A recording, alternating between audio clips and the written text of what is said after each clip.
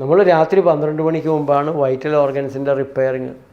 ഈ മനുഷ്യ ശരീരം രാവിലെ തുടങ്ങി വൈകിട്ട് വരെ ഓടിച്ചുകൊണ്ട് നടന്നു, വൈകിട്ട് സർവീസിന് കയറ്റണം. ആ നിയമമുള്ളൊരു വാഹനമാണ്.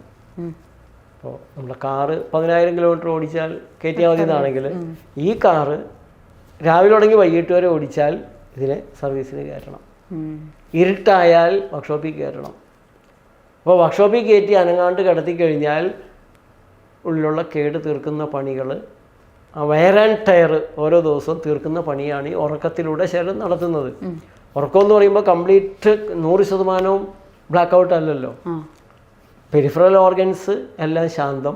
ഹാർട്ട് പ്രവർത്തിക്കുന്നു, കരൾ പ്രവർത്തിക്കുന്നു, വൃക്ക പ്രവർത്തിക്കുന്നു, ശ്വാസകോശം പ്രവർത്തിക്കുന്നു, തലച്ചോറ് സ്വപ്നങ്ങളിലൂടെ പ്രവർത്തിച്ചുകൊണ്ടിരിക്കുന്നു. പുതിയൊരു തലത്തിൽ പകൽ കണ്ടത് തുടങ്ങിയിട്ടുള്ള കാര്യങ്ങളെല്ലാം റീകളക്ട് ചെയ്ത് സ്റ്റോർ ചെയ്ത്, ഇങ്ങനെ വലിയൊരു പ്രോസസ്സാണ് വാസ്തവത്തിൽ നമ്മുടെ ശരീരത്തിൽ നടക്കുന്നത്.